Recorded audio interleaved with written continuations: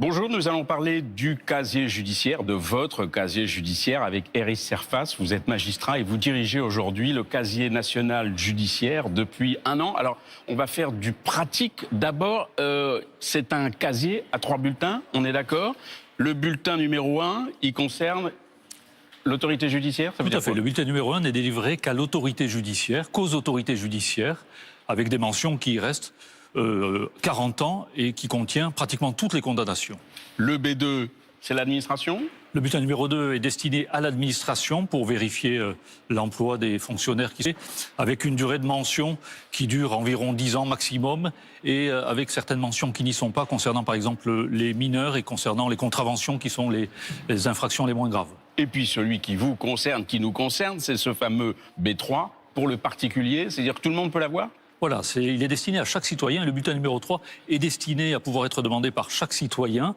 Et c'est un casier judiciaire qui est un bulletin qui est demandé d'une manière très fréquente, comme nous pourrons le voir. Combien à peu près vous avez de demandes par jour, par an, je ne sais pas? Alors en 2017, nous en avons délivré 3 300 000. Et en réalité, aujourd'hui, tous les jours, 7 jours par semaine, nous en délivrons environ 11 000.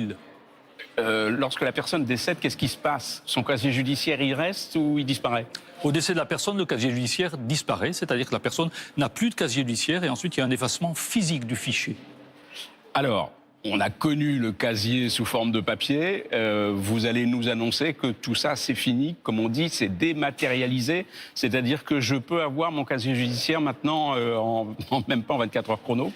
Tout à fait. C'est-à-dire que jusqu'au 25 septembre 2010, tous les casiers judiciaires numéro 3 étaient renvoyés sous forme papier par la poste. Depuis le 26 septembre 2018, nous offrons la possibilité aux usagers, aux citoyens, de demander par Internet, c'était déjà le cas avant, mais surtout d'obtenir le retour à leur écran sur un ordinateur, une tablette, un smartphone, en quelques minutes, sur un écran, sur un fichier PDF que le citoyen peut télécharger.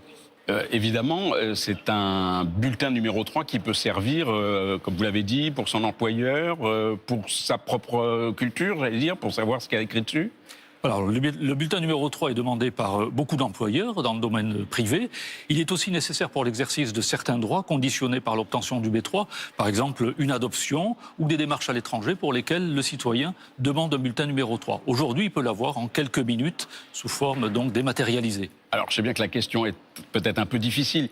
Combien y a-t-il de temps entre le moment où je vais être condamné et cette condamnation sur mon casier judiciaire? Alors, ce temps est de quelques mois, parce qu'il faut le temps que les juridictions finalisent la condamnation, la formalisent et ensuite envoient l'information au casier judiciaire. Le casier judiciaire met actuellement quelques semaines pour l'enregistrer, parce que les enregistrements aujourd'hui sont manuels. Il y a un grand changement également cette année 2018, c'est-à-dire qu'il y a des échanges interapplicatifs entre les juridictions et le casier judiciaire. Les condamnations des juridictions, dès cette année 2018 et progressivement, en quelques mois, vont être automatiquement intégrées au casier judiciaire en quelques jours, voire en un jour. Quelques précisions aussi, ou autres précisions. C'est la condamnation définitive ou c'est celle de première instance d'appel qui est inscrite? Au casier judiciaire n'est enregistré que les condamnations définitives. Donc si une personne est condamnée et fait appel, la condamnation n'est pas enregistrée, elle ne sera enregistrée que lorsqu'elle sera définitive après l'appel. Très bien. Alors, dernière chose, c'est que dans votre mission, il y a donc évidemment gérer le casier judiciaire, mais aussi 2 fichiers importants. Oui, le casier judiciaire national à Nantes, c'est la mémoire de la justice avec le casier judiciaire, mais c'est aussi 2 fichiers très importants. Le fichier judiciaire national des auteurs d'infractions sexuelles ou violentes, qui enregistre, et environ pour 4 ans aujourd'hui, donc les personnes qui ont été condamnées pour ces infractions. Et puis également le fichier judiciaire national des auteurs d'infractions terroristes pour les personnes qui ont été condamnées pour des infractions à caractère terroriste. Voilà, merci Monsieur Serfas de toutes ces indications. Et on le rappelle, vous pouvez maintenant, sur votre tablette, sur vos ordinateurs, arriver à donc avoir ce bulletin B3 de votre casier judiciaire. Merci et à très bientôt pour une autre chronique, La Justice décodée.